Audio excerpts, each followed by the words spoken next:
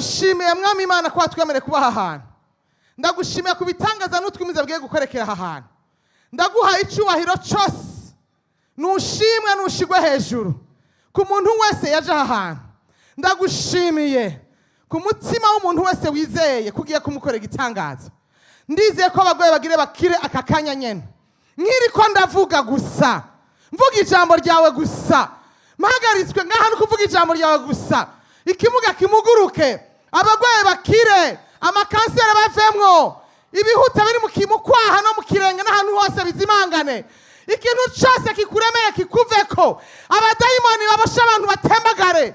Mwami Imana, reka utangure gukora operation, utangure kubaga abantu, utangure gukiza abantu, utangure kubohora abantu. Mwami wawe atangure kuza mu bwinshi, ubushobozi bw'Imana nyene ingabo bumanukira muri iki kibanza, maze batakuzi bakumenye.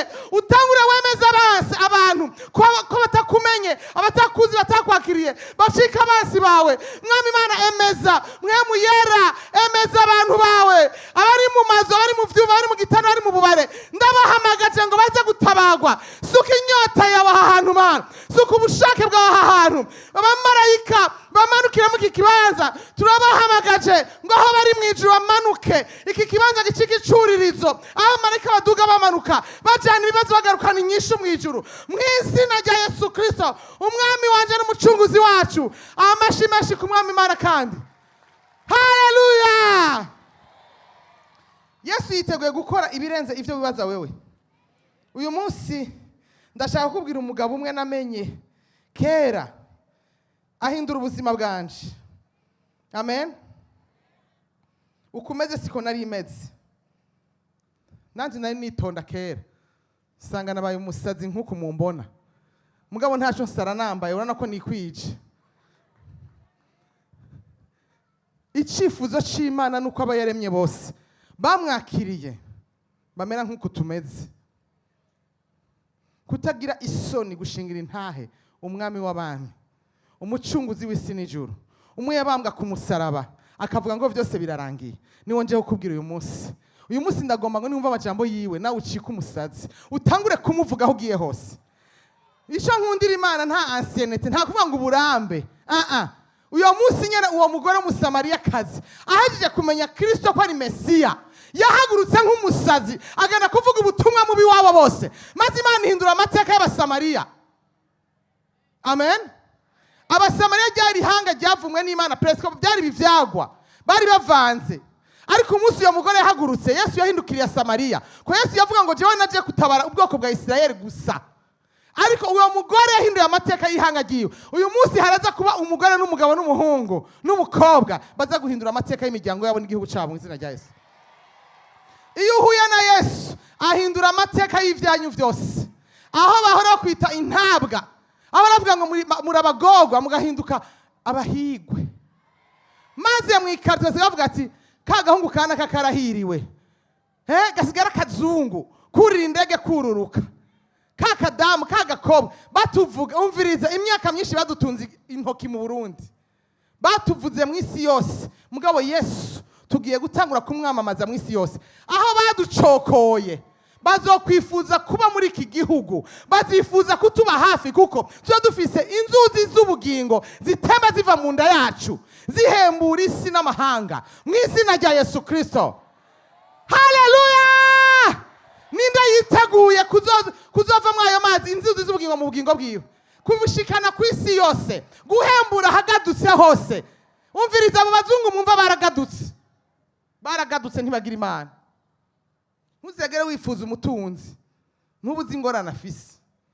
Baratuzaniye ubutumwa bwiza nabo baca baruma, hageze ko natuja kubahembura. Mwavyumvise? Tugiye guhembura isi tubanje kwihembura natwe. Haleluya! Uyu munsi numva ijambo rigiye kuvugwa, ntuze kubifata minenego.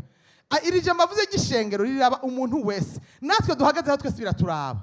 Kuko iyo bahari ikanguro ry'ukuri, kuje bavuga ngo naho hoba umuntu umwe gusa, bisigura ngo nta urahaba. Kuko iyo yarahabaye yabagiye amaze guturika mu gihugu cy'u Burundi. Imana idutabare cyane. Amen. Nashaka nsabe umusomyi adusomere. Hari umusomyi naye napanze ko hava nsomera. Sinzi ko yamaze kuronka mikro gira Alo. Waronse? Good. Unsomere mu Itanguriro igice cya 2 umurongo w'indwi n'umunani. Mukurikira neza buke ngenda buke kugira ngo utahure ivyo niko ndavuga ivyo ari byo.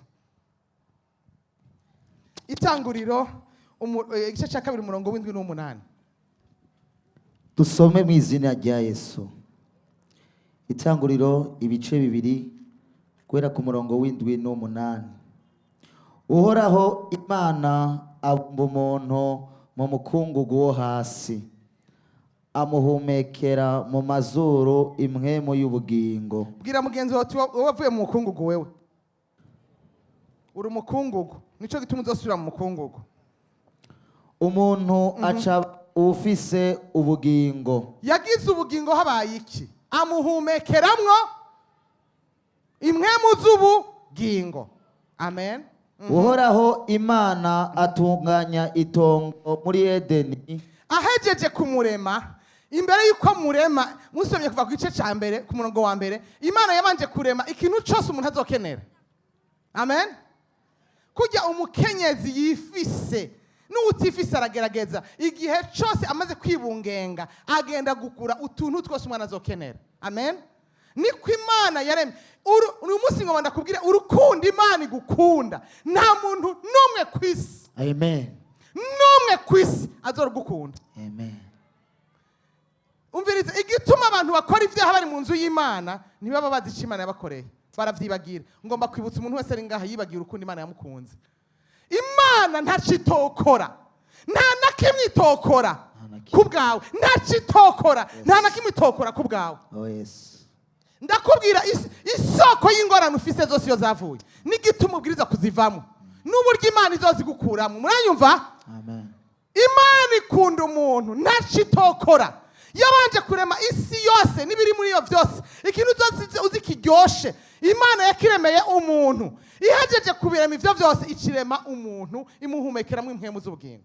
Amen. Bandanye. Uhoraho Imana atunganya itongo muri Edeni. Ruhande rw'iburasirazuba ashiramwo umuntu yabumvye. Haleluya. Ihejeje kumurema ikimushiramo aho hantu mu itongo rya Eden. Umviriza aho nyene hari hameze. Unsomera aho nyene mu Itanguriro igice cya 2 umurongo w'9 na 10 gushaka ku 17. Mwitonde buke mumviriza ijambo ry'Imana. Ndasavye ntihagire umuntu ataha. Kuko uyu munsi Imana igikora ibitangaza. Umviriza. Amen. Haleluya. Amen. Ngivyo amaso atigeze kubona n'ivyo amatwi atari bwumve nivyo ugiye kubona aha hantu. Witega ukutigeze kwitega Imana nini. Haleluya. Amen. Aha. Aho Imana ahameza igiti cyose c'igikundiro kibereye kuribwa. Ahameza amapera, amavoka, amatunda, ibigazi bivamo amavuta, kila kitu. Kivuga ngo kila kitu. Bisubiramwo ngaho bivuge. Inyama ntizaremewe abakuru. Zaremewe wewe. Bandanye. Ameza n'igiti cy'ubugingo hagati muri iryo tongo. Muri iryo tongo hari igiti cy'ubugingo. Aha. Ameza n'igiti kimenyekanisha iciza n'ikibi. Aha. Kandi uruzi ruturuka muri Edeni rwo kunywesha iryo tongo. Umviriza. Igihe umuntu yarakinywanye n'Imana, nta zuba, nta mvura, nta vyanda gutakuye vyari bihari. Imana yaremye ibintu byose mu kibanza cyavyo. Ico giti, ikintu cyose iryo tongo ryari rifise uruzi rwaguma ruvomerera aho hantu. Amen. Bandanya umvise ngene rwari rumeze go ruzi. Bandanya. Rwigabanyamwo kune. Rwari rufise amashami 4. Urwa mbere rwitwa Pishoni. Nigo rukikuje igihugu cyose cihavi. Kirimwo inzahabu. Wavyumvise? Uruzi rwa mbere rwitwa Pishoni. Urwo ruzi rwari rukikuje igihugu cyose babamwo, rwari rukikujwe n'inzahabu, rwari mu inzahabu. Uyu munsi umuntu yambaye akazahabu gato bamwita umubosi. Mugabe ico gihe muri iryo tongo inzahabu zarajeje tazikikuje ico aho abantu baba. Mwavyumvise? Uko niko Imana yari yararemye umuntu. kandi zahabu yo muri ico gihugu ni nziza. ni nziza. Aho niho haba ivyitwa butora n'utuyenge twitwa shomuhamu. ni ukuvuga ngo amabuye y'ubutare yose meza abaho yabaho hantu. Uruzi rwa kabiri rwitwa Gihoni nirwo rukikuje igihugu cose c'Ikushi. Uruzi rwa gatatu rwitwa Hidekeli nirwo ruca hino igihugu citwa Ashuri. Uruzi rwa kane rwitwa Efurate. Uhoraho Imana ajana wa muntu amushira mu iryo tongo ryo muri Edeni ngo aririme arisigame. Uhoraho Imana abarira uwo muntu ati igiti cose co muri iryo tongo ukirye kuko ugomba, ariko igiti kimenyekanisha iciza n'ikibi ntuzukirye kuko umunsi wakiriye kuzopfa nta kabuza. Gezaho wavyumvise?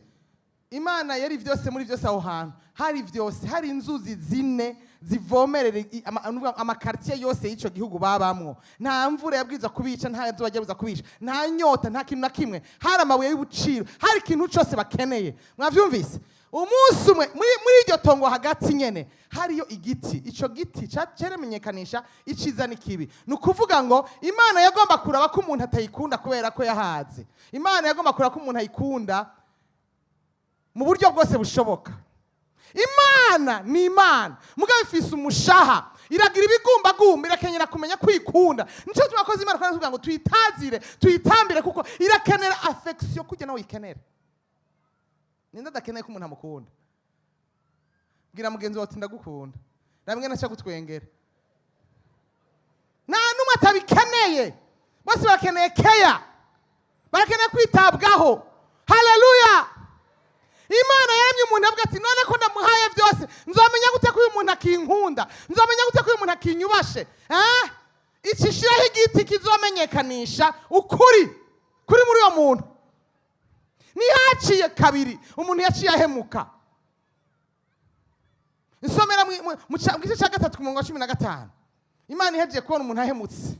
Igice cya gatatu ku murongo wa 15 havuga ngo zoshira inyankane hagati yawe n'uyu mugore no hagati y'uruvyaro rwawe n'urwiwe, ruzogukomeretsa umutwe nawe uzorukomeretsa igitsintsiri. Amen. Wavyumvise? Imana imaze kubona uwo muntu ntiyamaze kabiri yaciye amuhemukira, ahemukira Imana se. Intanduruko y'ivyago biri mu isi vyose abantu iyo bashavuye bashikiwe n'ivyago, Imana umpoye ikiga Mana, nta ruhara namwe Imana ifise muri ivyo vyose. Icaha n'icyago cyavuye ku mugabo witwa Adamu na Eva n'umugore wiwe. Adamu na Eva, umugabo n'umugore, duca ducika uruvyaro rwabo, duca tuvukana umuvumo, tuvukana ivyaha kandi atavyo twakoze. Kubera iki? Amakosa bakoze. Mugabo Imana irabwira iyo nzoka ati wa mugabo naho uje kumenja, uyo mugore nyene ukoresheje kuko vyaciye kuri Adamu, uyo mugore nyene ukoresheje mu kumenja niwe nzokoresha mu kukumena umutwe wewe. Hazoba ugwanko hagati y'umuntu uwo mugabo n'umugore azovyara n'uruvyaro rwawe wanzokawe, kandi wewe bazokumena umutwe mugabo uzobatsikomenetsa ikirenge. Umviriza ndakubwire rero, ikibazo dufise uyu munsi, hariho intambara yadutse kuva uyo munsi ivuye kuri Adamu na Eva, ku ntambara Imana yadekraye hagati y'uruvyaro rw'umugore. Umugore wese wo mwisi avyara abana, kandi umuntu wese ari mwisi yavyawe n'umugore. Umugore yavyaye umwana, umwana wese ari kwisi, umugabo, umugore, umwana, umuntu wese afise ugwanko hagati yiwe na Satani. Mwanyumvise? Nico gituma ugwara, nico gituma uhangayika, nico gituma upfusha, nico gituma ukena, kuko umugambi wa Satani we yari yarakorowe ava mw'ijuru, yari umumarayika wa mbere mw'ijuru, akorogwa kwisi, akororanwa n'ica gatatu c'abamarayika bari bamuyobotse, akororerwa ngaha kwisi. Umuntu Imana yaremye yacitse umwasi wa Satani kuko yari umuntu Imana ikunda, yari umwana wayo. Satani agomba kwihora mu kuzimanganya uruvyaro rw'Imana. Abantu Imana yaremye, Satani arakwanga ubimenye canke ntubimenye, akwanga urunuka, kuko Imana iragukunda kandi gufise ku mugambo ukomeye. Igisigaye ni giki? Nuko ubimenya, ukamenya ko so ari we Mana afise umwansi, kandi uwo mwansi atawundi azomumena umutwe atari wewe. Amashi menshi ku Mwami Imana. Utamumenya umutwe azokama kurya ikirenge. Nukuvuga azoguteza ingorane. Uramaze ko umuntu yakomeretse mu kirenge ndaracumbagira, ugenda waragowe gushika upfe. Rero uyu munsi kuri umugoroba ngomba kubwira ubwoko bw'abantu babiri. Ubwoko bwa mbere, umuntu akirijwe yamenye Imana. Waramenye Imana, iguha ububasha gukomora Satani kumumena umutwe. Uguma wishare wivayanga mu vyaha. D'abord ivyo vyaha n'umugenzi wa Satani. Ukushishika kugendana nawe niko akumara imbaraga. Mwisi azokwica. Uwundi muntu ngomba kubwira, umuntu agire yakira umwami Yesu muri akagoroba. Ndakwinginze ngo uhindukire ubutagisubira inyuma uja ku Mana yawe. Satani n'abadayimoni nivyo mwakorana. Ubabwira uti ndagusezeye kuva uyu mugoroba ntuvasuye kumbona wewe. Namenye ivyawe naguhinyuye kuva uyu munsi mu izina rya Yesu Kristo. Naje gutera intambara hagati y'abantu na Satani uyu munsi. Arakwanga wewe, bwira mugenzi ngo arakwanga. Arakwanga pe. Nico gituma ubwiriza kumwanka nawe n'umutima wawe wose.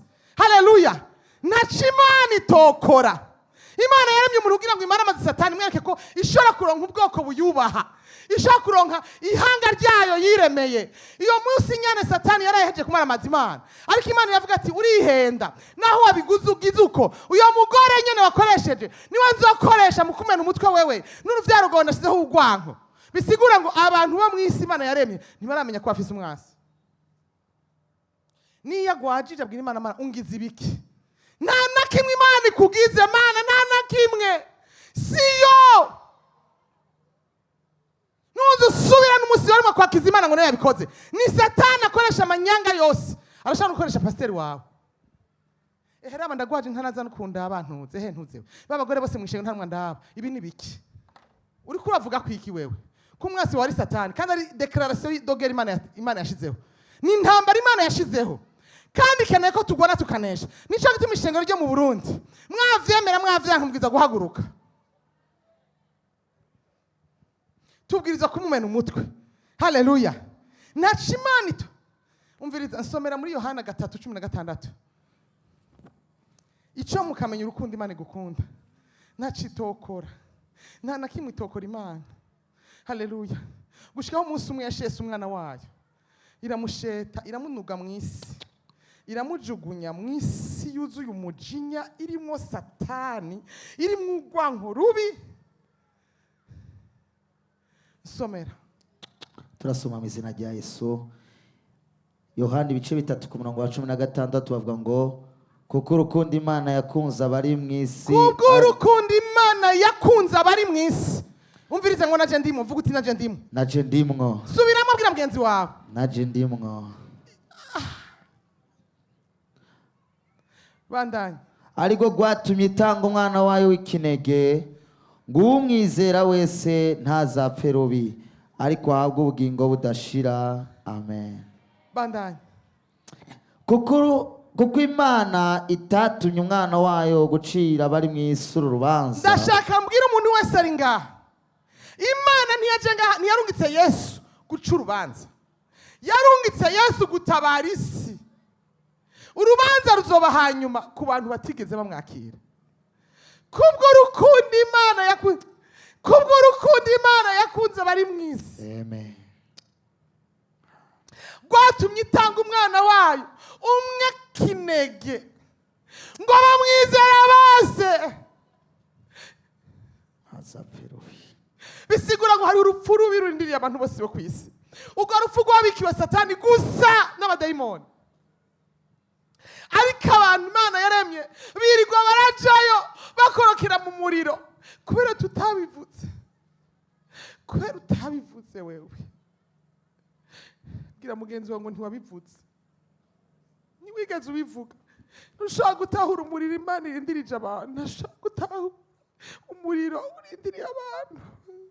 Nimushaka kubitahura, umunsi wabitahura ntiwasubira gusinzira na rimwe, ntiwasubira kuryama, ntiwasubira kwivanga mu byaha, ntiwasubira gutukana no kubesha, ntiwasubira kuvuga urusaku, ntiwasubira gucumura. Ntiwasubira gucumura. Hagarika gukinisha umuriro.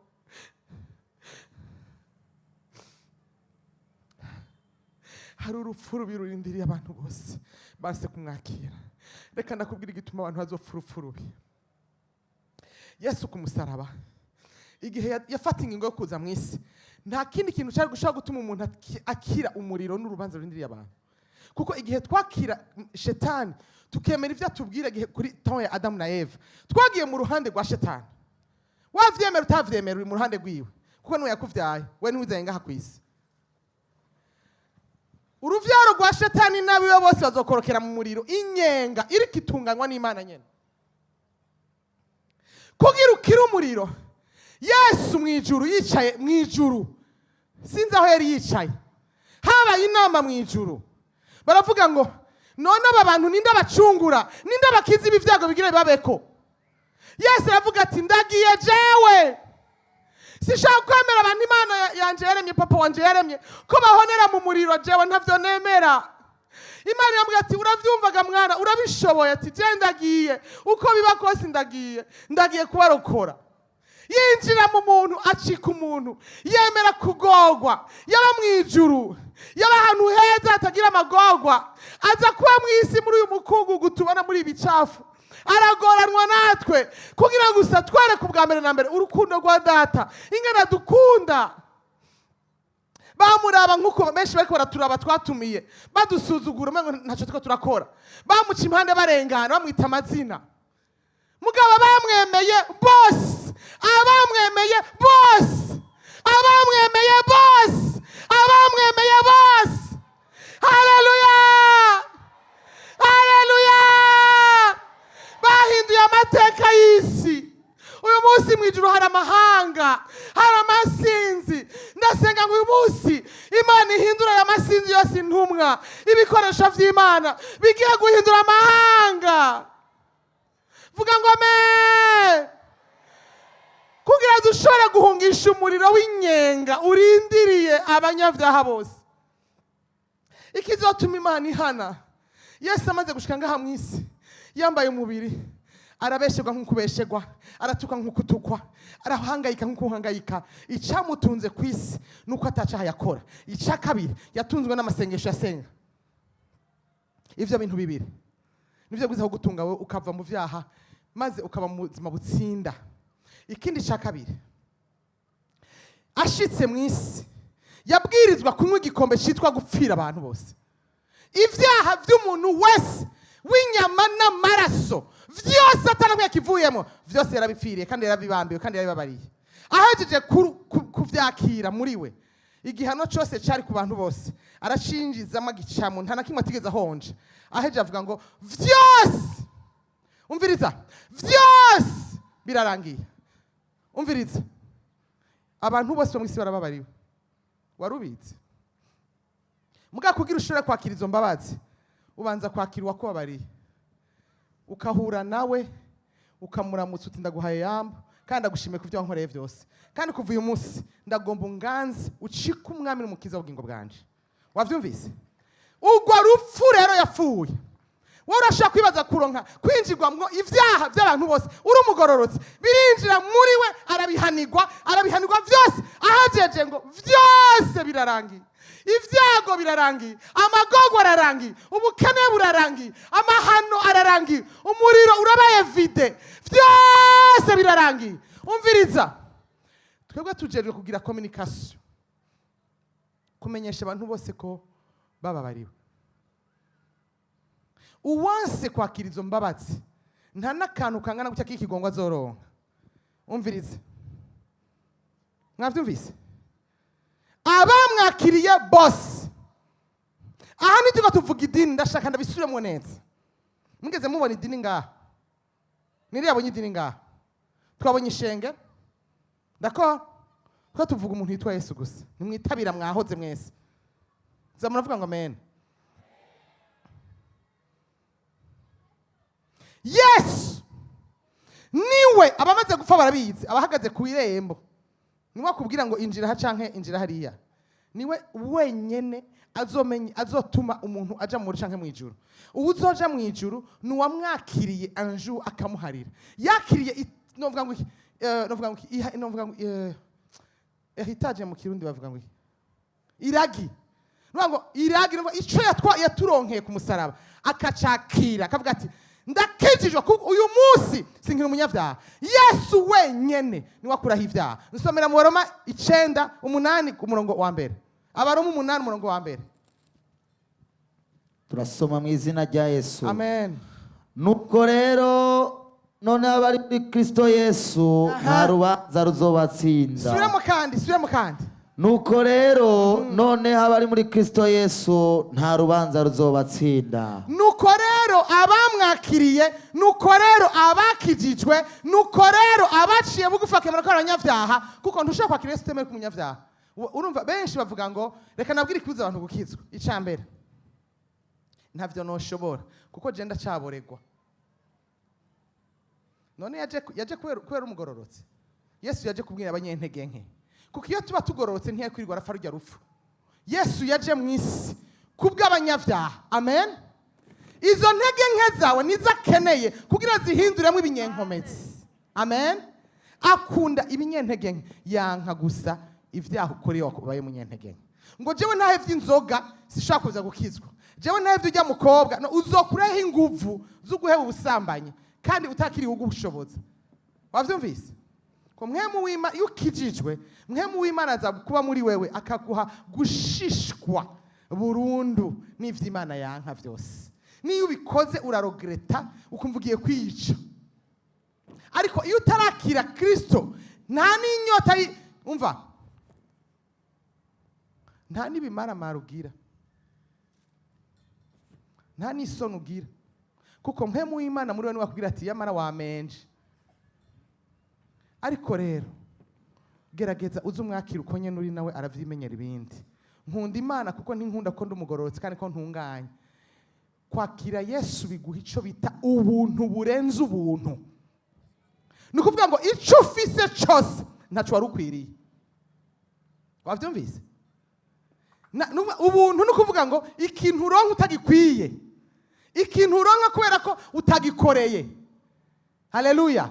Gusa kubera wakiriye Imana muri wowe ukemera ko uri gipfu wewe ukakira ushobora kukubera kuko Imana mu ijuru jewe ntikimbona Alice ibona Kristo muri jewe.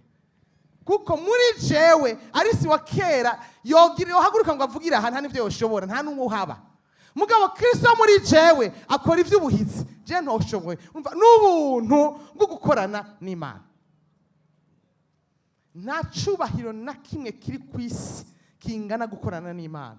Ndasubiramo. Iri nibanga ngomba kuguha. Nimba waracinyijwe ahantu hose. Ahantu hose usuzuguwe mu muryango. Wakire Yesu. Umwumireko. Uzoronka icubahiro kirenze icubahiro cy'abantu bose ku isi. Haleluya! Izo kwicarikanya n'abakomeye n'abahambaye utabikwiriye.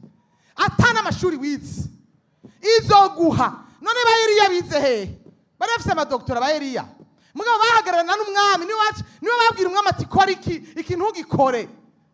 Esther yafashe Imana yiwe arayigumbira umwami amutora nk'umwamikazi arakagogwa akana k'umuzamu naho natari se agapumbafu kazi akana tanwe yokwibutse mu gihugu c'abarabu n'abarabukazi beza basa n'izuba aratogwa ari mu mukungugu mu mucafu kubera Imana yiwe. Iyo niyo Mana ndiko ndakubwira. Iyo Mana ni wayimira izogushikana. Ico nkundira Imana rero nigendira huruduka irabo bwizigirwa. Ntuze kuri Yesu wiyumvira ngo ivyo bigiye guhinduka ubunyene. Irabanza ikakuraba neza kwa kuniyeza n'igiti hagati mu itongo rya Edeni cerekana novuga ngo umutima w'umuntu. Irabanza ikakuraba neza sawa sawa. Urankunda vy'ukuri yabaje Petero wewe gatatu urankunda. uyu munsi Imana ikirabaza abantu bari ngaha n'abakozi Imana bari muri tribune, urankunda gatatu. Urankunda bisigura ngo nimba unkunda ibindi byose bije inyuma, je nkaba uwa mbere. Aba mama dukunda kuvuga abana banje, umugabo wanje, ivyo birashisha Imana ukazosubira kubivuga izokwica. Umugabo wanje, abana banje, iki nibiki nabaki. Singishobora kuza muri eglise kubera abana banje mfise akabebesha ibanzika kwake kugira ushobora kwikunda. Imangazini yanje, akazi kanje, ibintu byose ni gwanje. Okay, d'accord. Ibibwizwa rya mbere, ukunda Imana yose, uyikunde kurusha byose, n'umutima wawe n'ubwenge bwawe n'inkomezi zawe zose. Mwishengero huzuye abantu bagize ibigwamana abakozi b'Imana. Pasiteri wanje ndagusavye reka kumwica, kuko Imana ishobora kumwica kubera mugize ikimana. Pasiteri wanje ukubaho umupasiteri wawe kurusha uko wowe umugabo wawe. Pasiteri akaba byose muri byose. C'est quoi cette histoire? Ivyo ni biki? Imana irafuha. Imana yose. Nashaka nshime ku mugaragaro imbere yuko mpamagara abantu ngaha.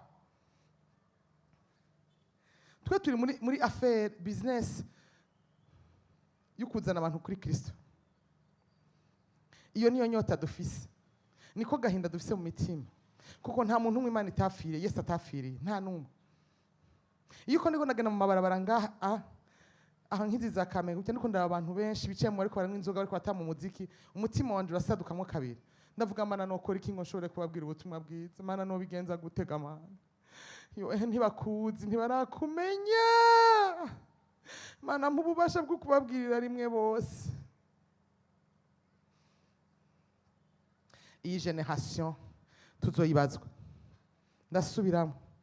Tuzobazwa icyo twakoze mu gihe cyacu. Haleluya.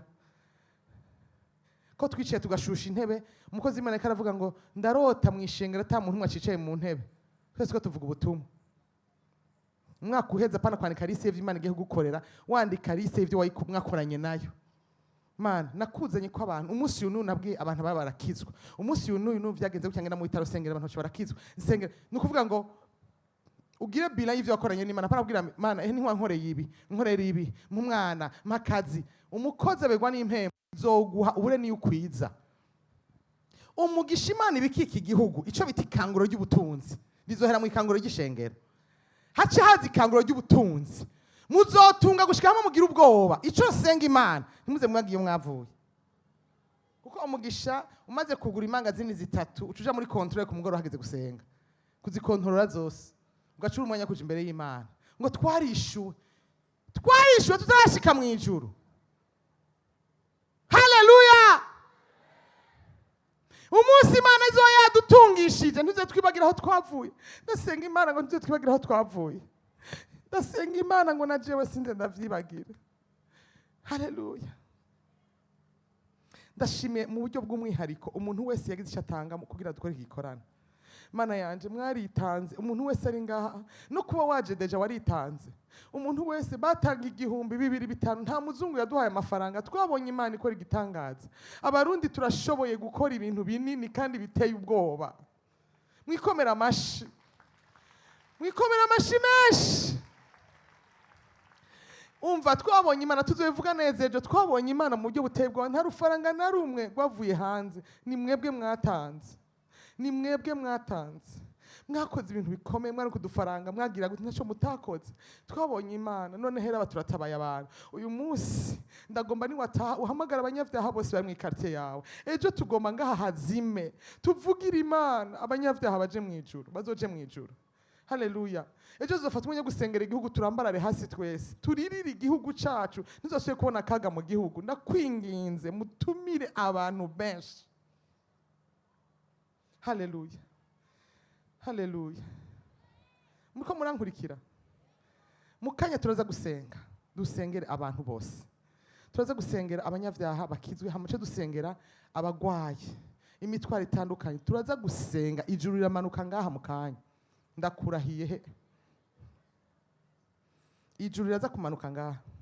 kandi utangure ubwire umutima wawe uti cya kindi kimbabaje ndazi neza ko Imana ikishurira ngaha ari ingwara ari ubukene ari amadeni ari ibyaga ari ingwara ntavyo nzi ndagomba ubwira Imana ngo uyu munsi leo ni leo haleluya ndasabye n'imvye begere ngaha singomba kubajya umwanya munini n'ababwira urukundo rw'Imana abantu bahaguruke mwese muhaguruke ku maguru yanyu abaririmbyi mwegere egera ngaha muhaguruke ku maguru yanyu utangure wiyumvire ku rukundo Imana yagukunze ndaza abantu benshi n'abavyeyi ngaha naho hoba iki ntushobora kubahuka gutanga umwana wawe ngo agende no ku rugamba apana kuja gufira abantu nturi capable ndasavye muhaguruke mwese ku maguru yanyu uhumiritse ku maso yawe abari inyuma bose mumere nk'abegera kugira ngo dusengere hamwe abari inyuma mwegere ndabagore mwegere abakonseye muze ngaha imbere abakonseye mwegere ngaha utangure wiyumvire ku rukundo Imana yagukunze utangure wiyumvire ku rukundo Imana yagukunze ntacitokora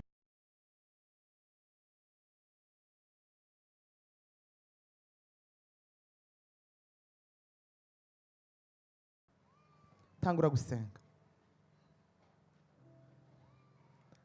gusenga utangure wiyumvire urukundo rw'Imana wiyumvire ko Yesu ari ngaha en personne Yesu ahanyene turi uhumirize umubone imbere yawe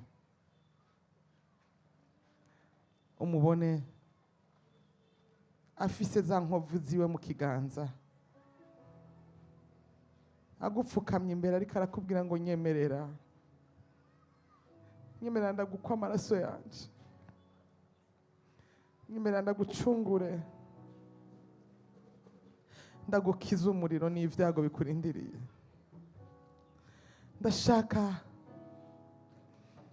umubona imbere yawe ariko arakugumbira akubwira ngo ndagukunda ntacyo ntogukorera ndasabye umwemerere umubona ariko ararira amosozi y'amaraso umubona ariko arakubwira urukundo agukunda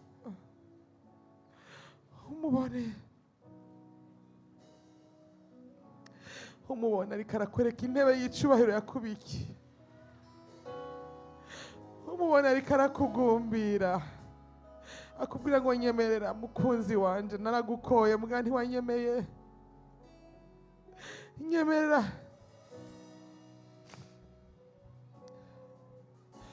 nyemerera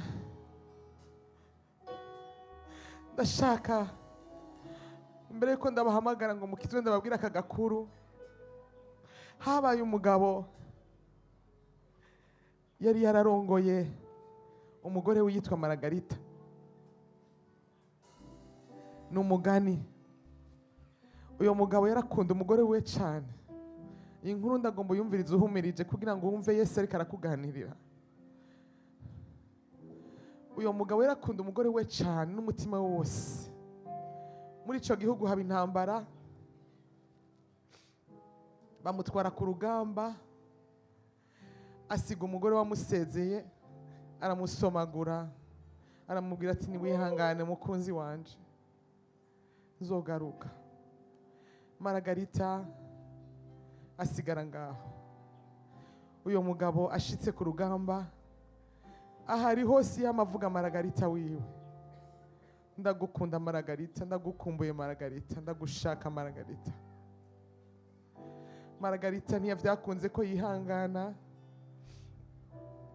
sinzi uwaje amubwira ko umugabo we yapfuye yaciye arongorwa n'undi mugabo haciye iminsi umugabo agera kugaruka intambara irahera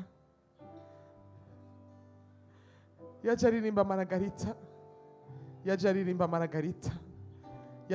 Maragarita ashitse ku muryango w'inzu abona Maragarita yugura umuryango avuza induru ngo nashize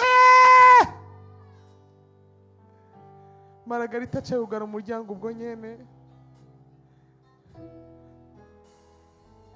uwo mugore umugabo acaguma imbere y'umuryango arira, Maragarita nyugururira, Maragarita nyugururira, Maragarita ndacagukunda, naho wabikoze ndakubabariye, ndacagukunda nyemerera. Uyu munsi Yesu arakubwira ngo ndacagukunda nyemerera.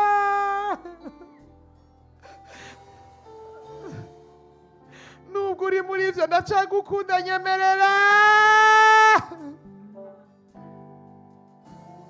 Nagukoye amaraso y'igikundiro, igiciro kinini. Uyu munsi ariko arakuririra, wumva ariko arakuririra. Naho wacumuye ndagukunda Maragarita.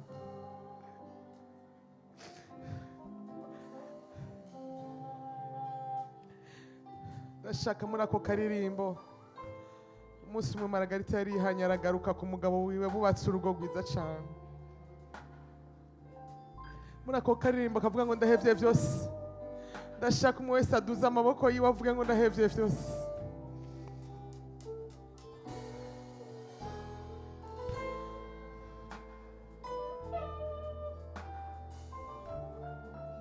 Duza ibiganza vyawe umubwire Yesu ari imbere yawe akudodora ku mutima.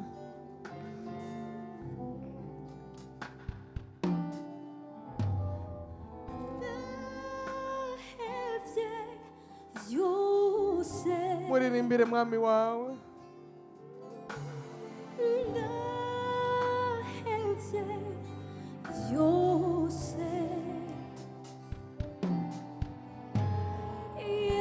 Duza amaboko yawe cyane umubwire ko umuhaye ubuzima bwawe bwose.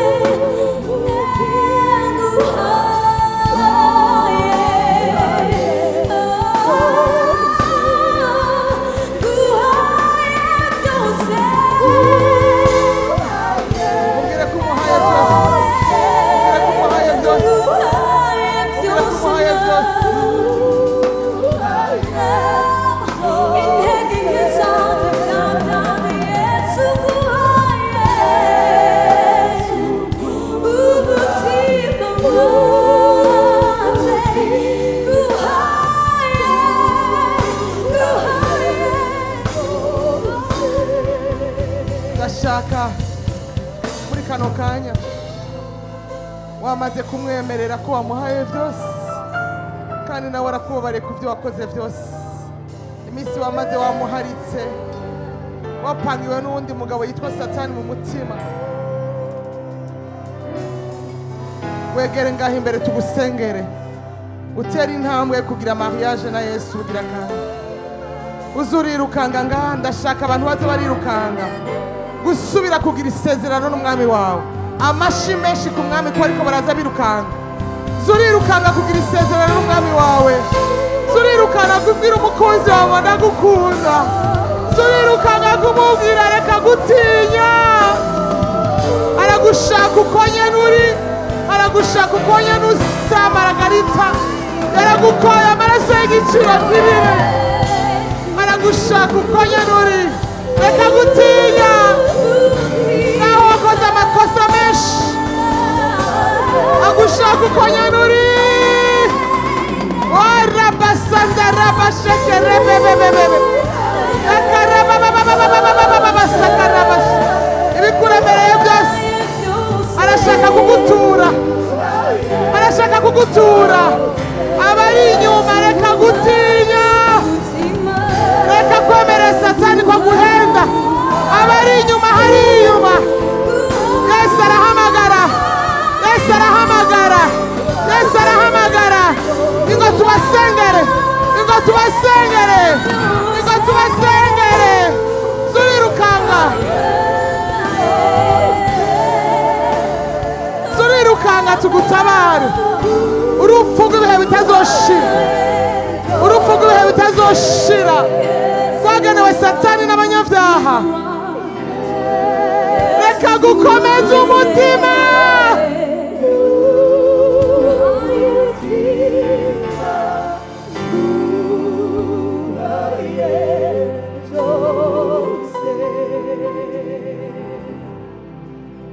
Hari umuntu yapfuye yaramutunze. Impande y'inzu yiwe hari umugabo yitwa Lazaro w'umukene. Yari umugogwa. Yari umugogwa ku mubiri mbwa ku mutima yari atunze Kristo. Yari yarakijijwe. Umutunzi arapfa apfata abizi. Mwijuru huzuye abantu bariko bararogereta imisi yose. Uyu munsi tuko turavuga ubutumwa. Imisi yawe kubaho ntayuzi. Kumbura uyu munsi n'umunsi wa nyuma wo kubaho kwawe. Kumbura uyu munsi nturara. Ni chance Imana iguha ikumva ubutumwa bwiza. Ubutumwa bwiza bagakiza ko Yesu yabambiwe byose. Ibyaha byawe byose intege nke zawe zose. Kumva uyu munsi n'umunsi wa nyuma wo kumva ijambo ry'Imana. Ntufate minenegwa irijwi riko rirakubwira. Kumbure ubona hari ko havuga umugore ijambo ry'Imana. Ariko arasemerera akubwira ngo kizwa. Akira umwami Yesu akaba ari ibyaha atabiharuye. Nawe wiraramiye ku byaha byawe. Wuzuye ubupfumu, wuzuye uburozi. Shetani ntahemba. Ndakwinginze. Uyu munsi ntuwuhushe. Uyu munsi ntuwuhushe. Naho butabitahura. Wandare buke bukuzurirukanga tugusengera. Turashaka kugusengera. Ijambo ry'Imana rivuga ngo nimubuze abarushe n'abaremerewe ndabaruhura. Kumbura urarushe. Uyu munsi aba bahejeje kwegera ngaha barejejwe ku mugaragaro. Barakijijwe. Nta cyaha na kimwe kibanditsweko. Babaye acquitté d'office. Ijuru rigira ribandika mu kanya isasi. Bandika mu gitabo kitanditswe n'abana b'abantu. Bandika mu gitabo cyanditswe mu ijuru. Kimwe cy'amateka cyakiri Yesu wenyene ari wazugura agasoma bari muri cyo. Urahiriwe wanditswe muri icyo gitabo. Ndashaka mudugije amaboko yanyu hejuru nk'ikimenyetso cya holy man. Musubire mwaya majambo ngo mwami Yesu.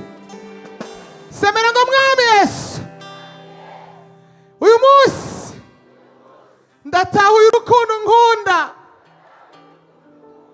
Urukundo rudahemana. Urukundo rudacokorana. Urukundo atari uburyarya. Ndamenye ko wancunguye. Ibyaha byanje byose urabihariye. Kubera ko uyu mugoroba ucitse umwami n'umukiza w'ubugingo bwanje. Ndakwakiriye ungabunganze, uzundinde kukuvanga, unsuke mu rukundo rwawe. Ndagukunde, ndagukorere, ndagusarire, ndakwamamaze hose. Icyo wanga ndacanke, icyo ukunda ndagikunde. Mukunzi wanje, ndakwemeye ku mugaragaro. Ijuru ribirorera, abamarayika bavyumve, isi yose ivyumve, na shetani abimenye yuko nkijijwe. Kuri uyu mugoroba nta rubanza rukiri kurije, nzoja mu ijuru aho Yesu ariko arantegurira. Mwami Yesu, uninde kukuvako ubuzima bwanje bwose, size nguhemukire, unsuke mu muriro ukugukunda iminsi yose nsigaje kubaho. Ubu wa mbere, ibindi byose bije inyuma. Ndabisenze, ndavyizeye mu izina riruta ayandi yose, Yesu Kristo umucunguzi wanje. Amashi impundu, amashi impundu, impundu. Warabasakarabaseke korabasheke. Haleluya, haleluya, haleluya, haleluya, haleluya, haleluya, haleluya.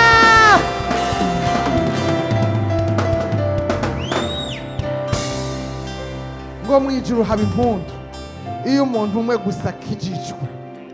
Iyo Mana mwakiriye, uwo mukiza arabahariye ibyaha byanyu byose. Nta muntu n'umwe ku isi yari kubaharira ibyaha byanyu, kuko ibyaha byanyu byari byagahomera bunwa. Benshi mwarisha abantu, benshi mwarasambuye ingo z'abandi, benshi mwarabesheye abandi, benshi mwakoze ibyaha, ariko byose uyu munsi birahariwe byose. Murejejwe, muratunganye. Igisigaye gufata Kristo, kumwubaha, kwinjira mu ishengero, gukunda Imana, gushika namwe mucitse abigishwa ba Kristo. Namwe muvuga ubutumwa nk'utwo turabikora. Mugende hose muvugira Yesu. Haleluya. Vuga ngo ndahiriwe.